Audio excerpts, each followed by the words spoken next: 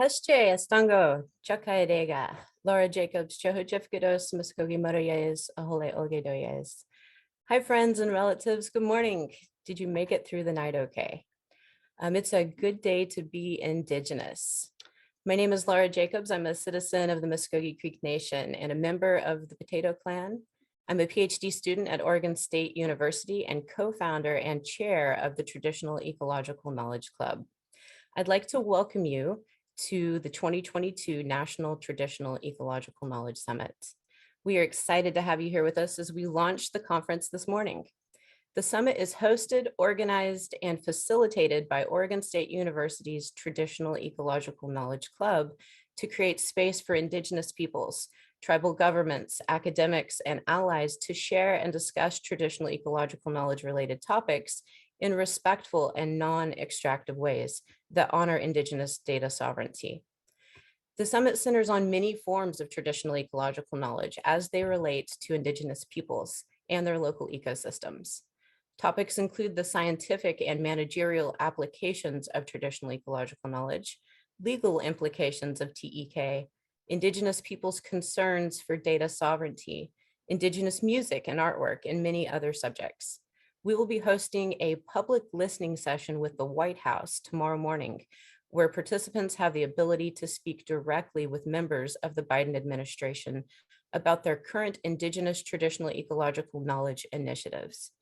We have an incredible lineup of speakers and presenters and a very packed schedule over the next 3 days. We hope that you find many opportunities to respectfully learn and engage with others at this conference. Mado, thank you. Luis?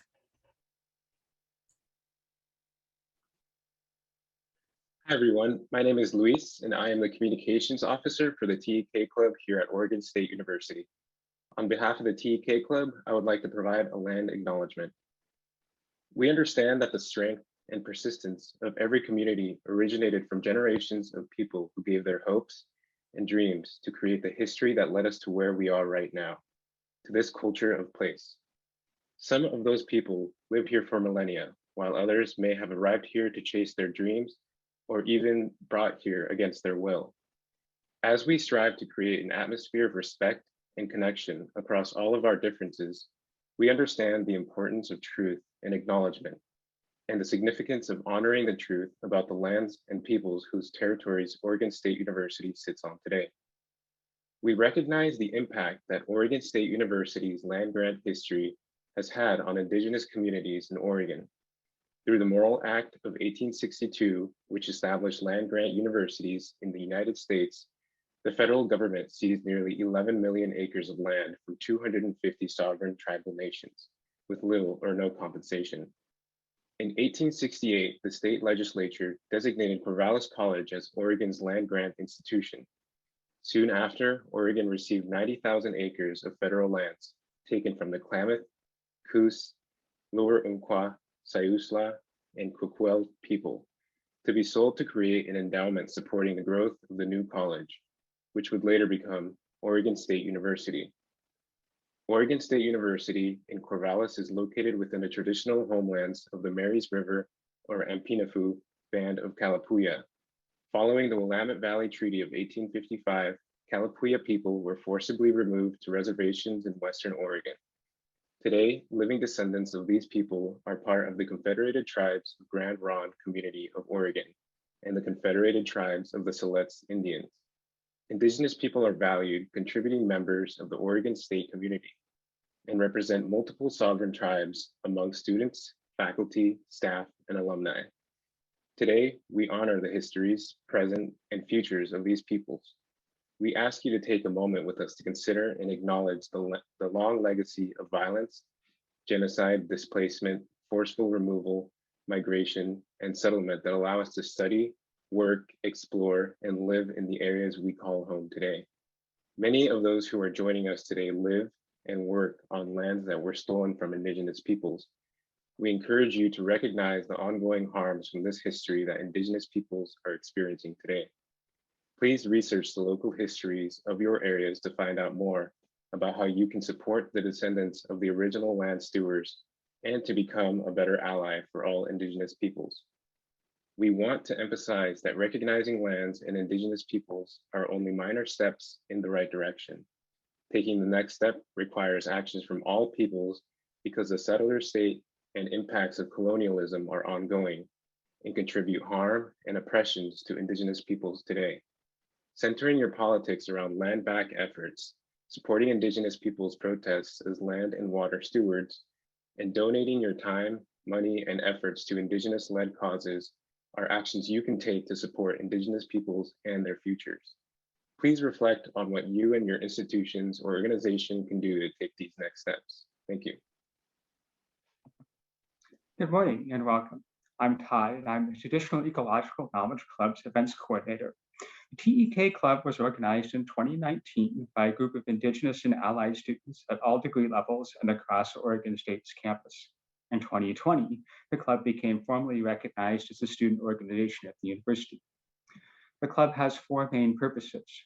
First, provide a space to respectfully discuss Indigenous forms of knowledge, including traditional ecological knowledges, Indigenous knowledges, and traditional knowledges. Second, provide support and increase demand for inclusion of Indigenous forms of knowledge in courses incorporating those knowledges into science-based curriculum, and also to create responsible opportunities for students to learn about how to respectfully engage with Indigenous-focused research. Third, organize summits such as this one. Fourth, the club creates other academic and community-focused events to bring Indigenous knowledge systems to larger audiences while supporting tribal data sovereignty and the rights of Native nations to communicate their own stories. Hi there, my name is Julia Rankin, and I am a co-founder of the TEK Club here at OSU, as well as the vice chair. In 2022, the Traditional Ecological Knowledge Summit, what we are here with, would not have been possible without the help and the support of multiple volunteers and sponsors. We extend our deepest gratitude to these people and organizations for their time, efforts, and contributions. We are also very thankful to all of the speakers, presenters, and panelists who have dedicated their time and efforts in producing this event. We also recognize the time and the efforts for all attendees of the summit. Thank you so much for making this conference possible. Our wonderful volunteers are Lara A. Jacobs, myself, Julia Rankin, Gavi Mallory, Todd West, Luis Lopez Contreras, Richard Oliver, Austin Castillo, Jesse Thorsten, Sky Greenler, Zoe Delon, Edith Mari, Anne Marie Ross, James Perini, Dr. Corbin Sluster, Tali Ikovich, Callum Cintron, Joanna DeMeyer, Graham Frank, and the many other members of the Traditional Ecological Knowledge Club here at Oregon State University.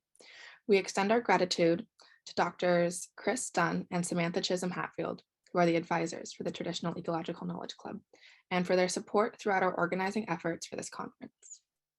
Towards our sponsors, we were very lucky to have lots of wonderful student organizations, including the American Indian Science and Engineering chapter at OSU and SAFE. We were also sponsored by the Oregon State University College of Forestry, the College of Earth, Ocean, and Atmospheric Sciences, the School of History, Philosophy, and Religion, the School of Language, Culture, and Society, the School of Public Policy, and Oregon State University Press, and the Department of Microbiology Core Values Committee. We were also honored to have student engagement and experiences as sponsors as well, including Ina House and El Centro, two of the diversity centers on our campus. We would also like to thank the companies, nonprofits, and individuals who also sponsored us, including Hunters of Color, 8th Generation, Native Ground Coffee, ECTI, Dr. Jessica Hernandez, and Mark Drain. Thank you, Luis, Todd, and Julia. It's my pleasure to introduce our next two speakers, Dean Tuba Özkan-Haller from Oregon State University's College of Earth, Ocean, and Atmospheric Sciences. And she'll be followed by Associate Dean Dr. Randy Rosenberger from Oregon State University's College of Forestry. Thank you. Welcome. Welcome. As Laura said, my name is Tuba Özkan-Haller, and I am serving as the Interim Dean of the College of Earth, Ocean, and Atmospheric Sciences. And it is my pleasure and honor to help kick off the summit. I want to thank everybody who contributed to the organization of the summit. Looking at the program, it is obvious to me that this was a monumental amount of work. So thank you. I also want to thank all of the speakers, all of the performers, all of you participants. This is important work, and I am glad that you are here to work alongside us as we think more about traditional ecological knowledge through the themes of relationships, reciprocity, responsibility. I want to tell you a little bit about our college. We're a relatively small college at OSU. We have about 100 faculty members, about 200 graduate students, about 800 or so undergraduate students.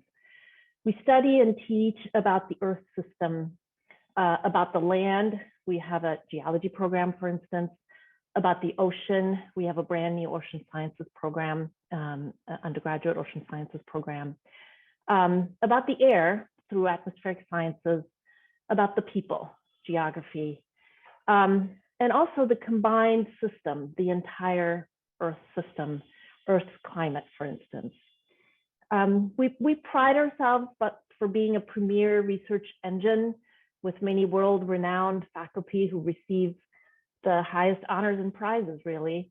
We also pride ourselves with delivering hands-on education with a big emphasis on experiential learning, on not just studying a phenomenon from afar, but experiencing it, immersing ourselves in it. We're interested in blurring the boundaries between research and teaching.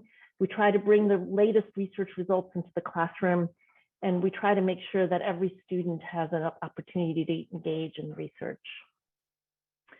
Many of our researchers ask very fundamental questions about the way the Earth works. For example, they might ask, how do masses of fresh water and salt water mix? What happens to the energy of the massive waves on the Oregon coast when those waves make it to shore?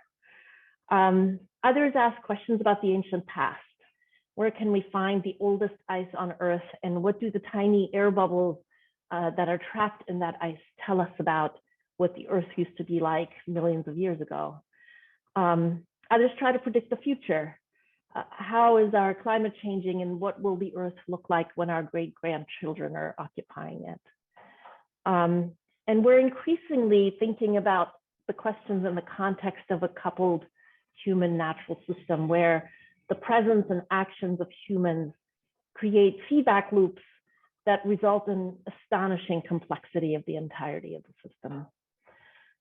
So it is this understanding of the complex human natural interactions that are propelling many of our faculty and students to think of various ways of knowing, various ways of knowledge generation.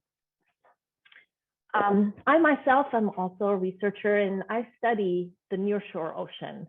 Some people think of it as the dirty rim around the bathtub, right? It's the part of the ocean that you can see when you're standing on the coast, right? The part of the ocean that's visible to you. It is also the part of the ocean where humans most readily interact with the ocean and its resources. I'm interested in understanding how the ocean flows in this part of the world and in this region, and what the water carries with it, how the coastal landscape evolves because the water is carrying sand and sediment around. And over the course of my career, I have engaged extensively with local ecological knowledge. I have worked with fishing communities. I have worked with mariners, with bar pilots, even with surfer communities. All of these communities bring intense knowledge about the area that really informs the work. And even with local ecological knowledge, I have found it firsthand how important it is to form true relationships, approaching the work as equals, never losing sight of responsibility, because, well, I guess reciprocity, right? The importance of reciprocity, where everyone in the relationship benefits. And then, of course, never losing sight of the responsibility, because knowledge is precious and knowledge is power. It is powerful. So the themes of the summit this week, relationships, reciprocity, responsibility, really do resonate with me personally. So I am thankful that those were themes that were chosen. And I know that they also resonate with many of our researchers and students who directly engage with traditional ecological knowledge as they seek to understand things like fish migration patterns or bird species distributions or the food web in a variety of places, including the Oregon coast, but further away in the Arctic or the Antarctic even. So thank you again for being here. I very much look forward to continued learning and continued discovery today and every day, as we have a lot of work to do. Thank you.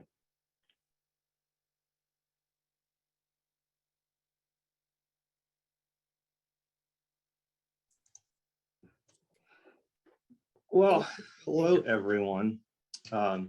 It's my honor and privilege to welcome you all on behalf of Dean Tom DeLuca and the College of Forestry, Oregon State University to the 2022 National Traditional Ecological Knowledge Summit, Relationships, Reciprocity, and Responsibility. I'm going to give a welcome that I'm just calling convergence. This is really important to me, and I think you'll understand why as we move forward. And this summit is probably one of the highlights of my career and what I am so proud of in the College of Forestry. I'm Randy Rosenberger, Associate Dean in the college. I believe my journey is reflective of the college's journey and is why I want to share a little bit of it with you today as we start this summit. As a child growing up in rural Western Pennsylvania, I had no idea that we would converge in this time and space today. I always felt there must be a deeper connection with nature and the natural world than what was expressed by others around me. And this feeling remained a guiding force throughout my journey.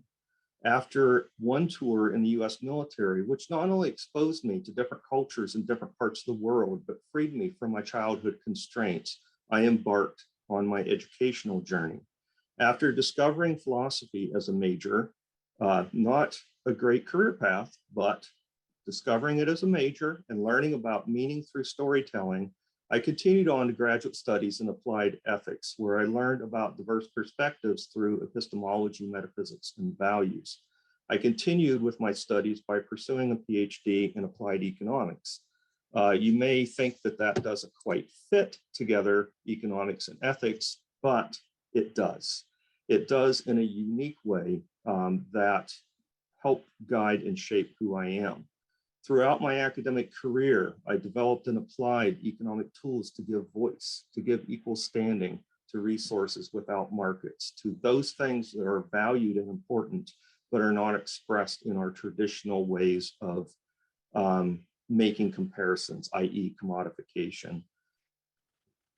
And then nearly 10 years ago, I became an administrator in the College of Forestry with primary responsibilities for student success. The college was not very diverse at this time, nor was my understanding. As I thought I was part of the solution, my spirit told me I was part of the problem. So I sought out guides. I felt that my intentions were innocent. One could say ignorant, but it's what you do next that defines the difference between the two. I sought out these mentors that would guide me. This is when I and the college continued to learn and grow to embrace multiple ways of knowing that generate multiple ways of inquiry. I'm acknowledging these guides, in particular, Gail Woodside and Allison Davis White-Eyes, for their enduring friendship and unwavering support. Other guides will be speaking during the summit, including Lahui Whitebear, David Lewis, Samantha Chisholm Hatfield, and Christina Eisenberg. And yes, you too, Lara, you have challenged me in a good way here lately. Today, the College of Forestry is more diverse in its organization, in thought and understanding. And it is one that holds the values of inclusivity and equity as motivating factors in defining what we do and who we are. The college, through our many partnerships and relationships with Indigenous people and sovereign nations, is pleased to be part of this summit. And we are proud to be leaders in the university and in our communities. We have fostered the co-generation of strategic plans and set forth on clearing paths for all people to pursue higher education in the college and the university. Our next step, and why I'm very proud to be here today, is to give voice to multiple ways of knowing, to give direct influence on decision-making in the college, and to move forward on a path of inclusivity and justice. As we converge here today and tomorrow's tomorrow, I am pleased to say that the Indigenous art, both inside and outside our new building on campus in Corvallis, is being installed, and that we will be interviewing for an Associate Dean for Inclusive Excellence and Director of a newly formed Indigenous Natural Resources Center in the college. I am proud that I was fortunate to be part of this and that I am able to step aside and make room for this new voice to help lead and guide the college. Please enjoy your time at the summit as you learn about and explore relationships, reciprocity, and responsibility as embodying in traditional ecological knowledge. The College of Forestry is here to stay, and we are here to support and work with everyone. Thank you. Thank you. Thank you, Dean Tuba Özkan-Haller and Associate Dean Randy Rosenberger. We appreciate your warm welcome to our attendees at the summit today. We also appreciate you being here to help us launch the summit. Our next guest is a very special speaker, and his name is Robert Kenta. He's a tribal council member of the Confederated Tribes of Siletz Indians, whose land we are all on right now, at least as facilitators of the summit.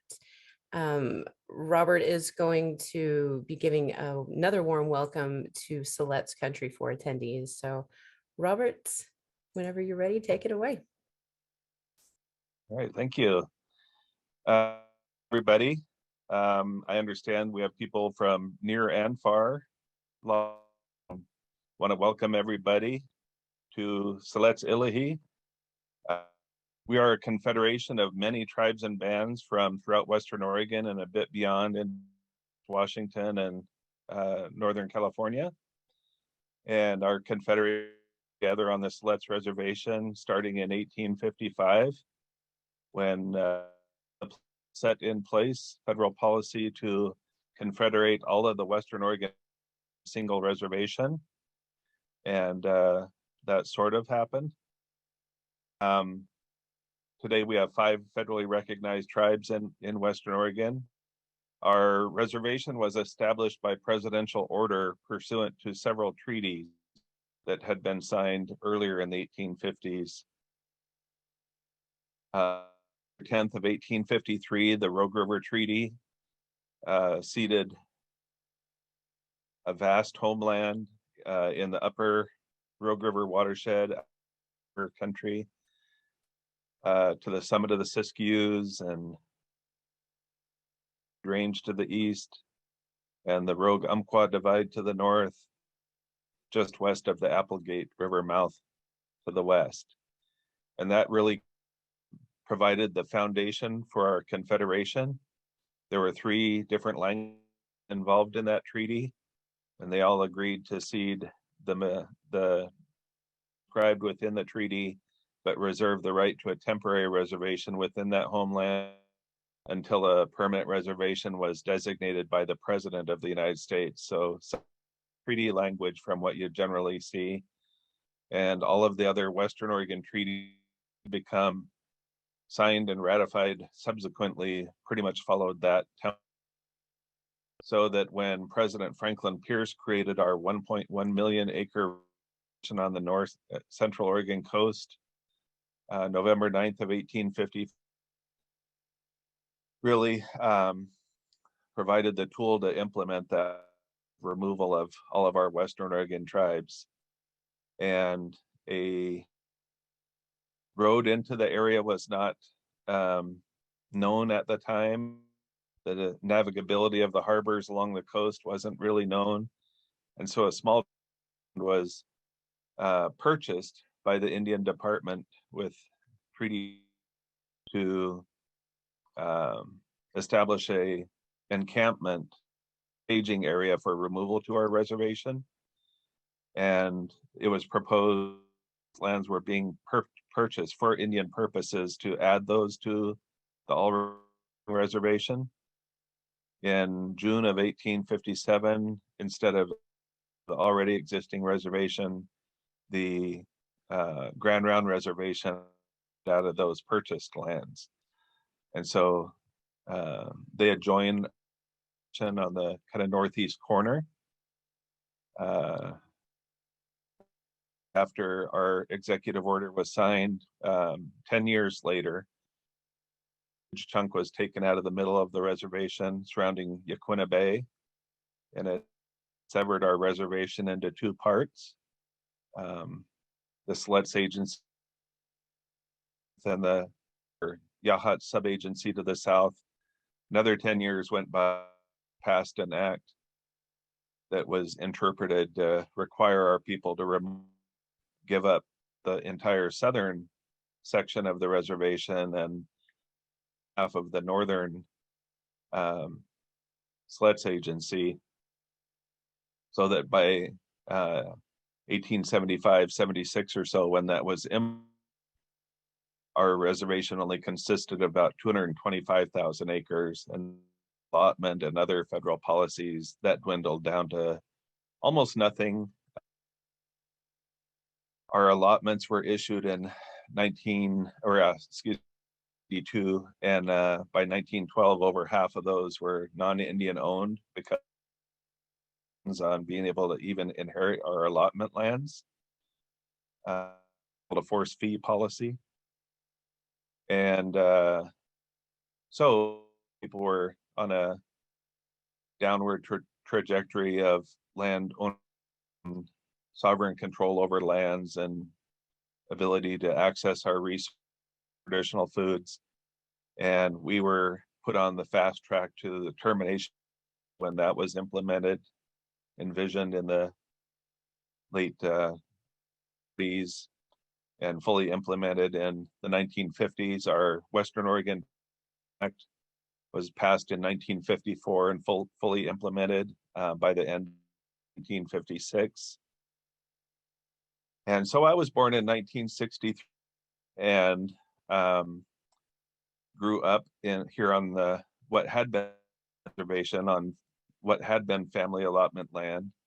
And when I was still a young boy, our tribal members started holding meetings, calling meetings of the Confederated Tribes of Siletz Indians, and getting together and discussing how all the promises of termination had not materialized. At the time of termination, there was really discrimination on the books in Oregon. If you were over half Indian, you could not marry a non-Indian.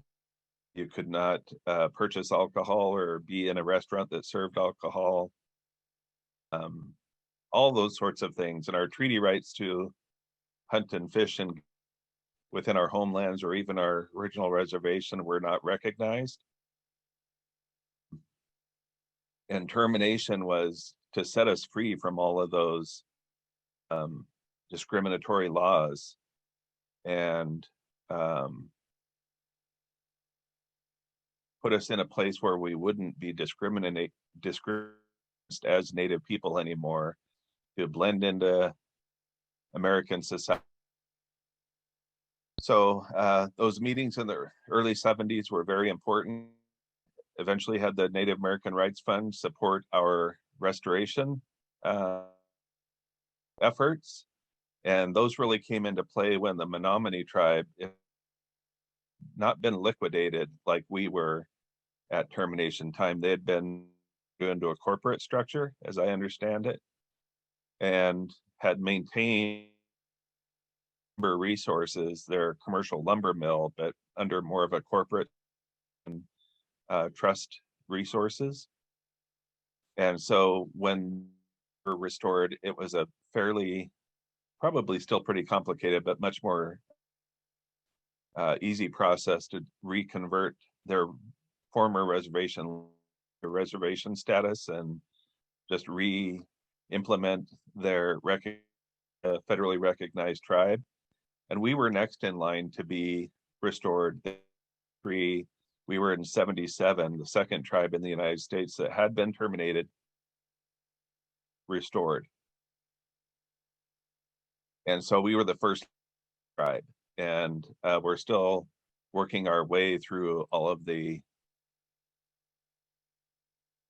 horrible historical legal issues remain in our reality of today. We live under those realities, removals of reservation land and resources, and non-recognition of our rights. And so I always say that restoration in passage of the Restoration Act was an event, but it is also an ongoing process. And I know many of our Native communities and tribal governments are the same issues of never having been treated fairly, having had illegal things done to us, but very limited means of to have those things adequately addressed. Having, I wasn't born until 1963, but I was lucky to be around people, elderly people, some of them born in the 1880s. And I identify as Two-Spirit. That meant as a child, but I automatically lived up to those responsibilities. I learned as much as I could about all of our 10 different languages and those tribal histories, our traditions around weaving and basket materials processing, and all through my life especially, I've considered it my responsibility to pass those things on and make sure that those things are correctly taught, and that those traditions continue. So lots of elders me to sit around and listen in on their conversations and ask lots of questions, and they were very patient with me. So I learned lots of things and heard lots of stories about burning practices to maintain camas fields and basket material patches. And it's only in more recent years, since I started working programs about 30 years ago, that I really started more about the science and the ecological benefits from the science perspective on traditional burning at seasons of the year for certain desired result, and what those chemical reactions are with the soil and hydrologic water moves through the soil, is retained in the soil. The carbon benefits are that ash of grasslands fertilizing the competition of plants is reduced, and so we have this incredible biodiversity in places where those traditions carried on, or even where wildfire moves through. But sadly, a lot of times the mainstream society's response to a place being burned is plant it back in a Douglas fir stand, and that shades out all of that biodiversity coming back from those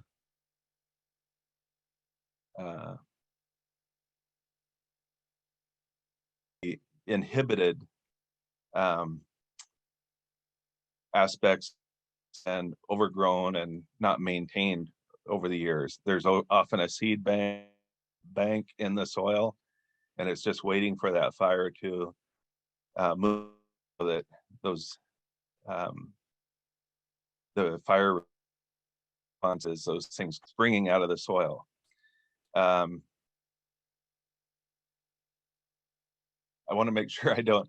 Do I have a few more minutes? Sorry, I've lost. Yeah, you do. You're good. You're good to Okay. go. All right.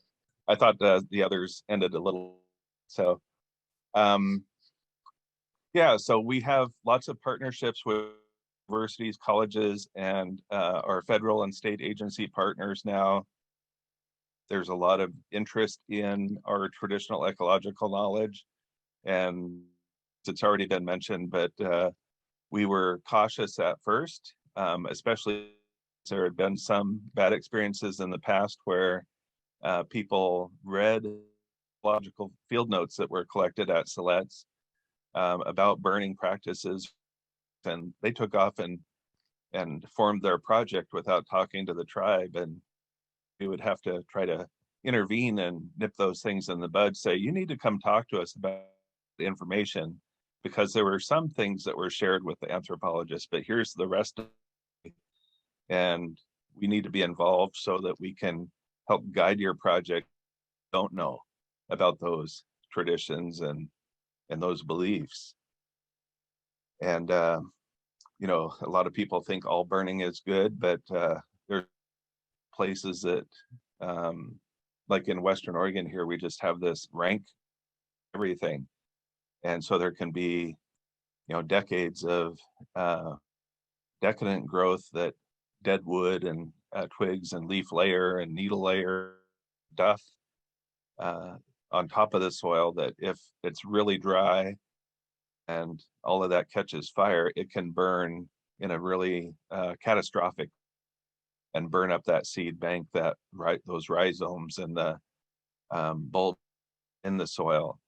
And so there's a lot of things that get excited about burning, and sometimes we have to tell them to pump their brakes, and we have to do fuels reduction work or other things, maybe do an initial burn during that layer off, and then it might take 3 burns in a wetter season, and then finally you have the fuels to where they're manageable heat, that they do damage to that place. So I know all your own knowledge bases and your own resource bases, sciences that you're working with, and it's exciting. Many people excited about this conversation and this kind of work. So again, want to say Kara Masaiga is hello everybody, and in our Athabascan language, there's Nayash means come along further, and welcome, inviting people to come closer, but it's I think the direct translation is more like come along further. I like to say that one too in these situations. It's come along further in our relationship, our landscapes, come along further in your understanding of those things together for the betterment of all. Thank you. And friends. Thank you so much, Robert. It's always good to hear from you and to listen to the histories of the Siletz people, and just, yeah, I really appreciate you taking the time this morning to help welcome attendees to the summit and be here to help us launch. So our next thing on the agenda is that we have a very special message from the very first Native American director of the United States National Park Service. That's Charles Sams III. He was unable to attend this morning, but he did prepare a short statement for us. And if you give me 1 second, I will share my screen and we can play that.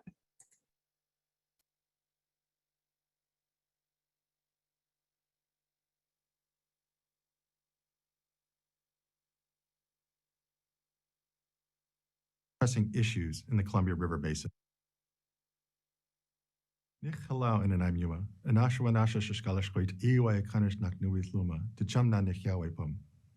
day, my friends and relatives. My name is Chuck Sams, and I come from the place of the Big Springs on the Umatilla Indian Reservation. Thanks so much for including me in this important discussion. It's great to connect with my home state of Oregon. I grew up in Eastern Oregon on the Umatilla Indian Reservation, where we use traditional ecological knowledge to help us deal with some of the most pressing issues in the Columbia River Basin. Most importantly, how we're able to restore salmon both in the Columbia River and its tributaries like the Umatilla. The connection to land is a responsibility of stewardship. This is an important issue to me. One of my top priorities as director is tapping into this body of traditional ecological knowledge as we confront the climate crisis and steward our resources. We have strong support in this issue from the Biden-Harris administration. The president is committed to strengthening the relationship between and tribal nations and to advancing equity for Indigenous people. The House has recognized Indigenous traditional ecological knowledge as an important body of knowledge for the United States and our collective understanding of the natural world. Secretary Holland emphasized the need to learn from traditional ecological knowledge to restore balance to nature and accomplish the president's ambitious America the Beautiful initiative, which seeks to restore 30% of our lands and waters by the year 2030. The administration has made it clear that this knowledge can and should inform federal decision-making along with scientific inquiry. In fact, this is already happening. The fourth National Climate Assessment recognized and incorporated ITEK and as an important information source for improving the understanding of climate change and environmental sustainability over time, and for developing comprehensive climate adaptation and natural resource management strategies. The combination of traditional ecological knowledge and Western science can inform our mission of stewardship in many ways. Use of fire and herbivore grazing of plains and forests, species migration, birthing and feeding, studies of weather patterns and variations, sensitivity to cultural sites and uses of ancient facilities, including sites used for astronomy and sacred ceremonies, harvest limits for flora and fauna.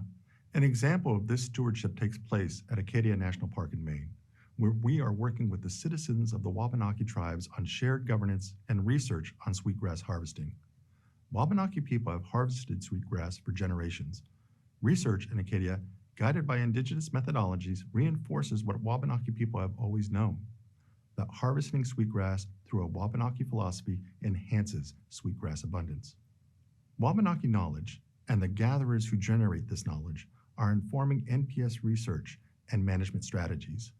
That will enable restoration of Wabanaki harvesting within Acadia National Park. I'm so very proud to lead our efforts to protect and preserve special places, and this cumulative body of knowledge, belief, and practices heavily connected to place, evolving over generations through song and stories, helps us carry out that mission by helping us understand the relationship of living beings to their environment. I'm so very grateful for the administration's focus on this issue and excited about the possibilities it offers. I look forward to other success stories like this one at Acadia. Thank you.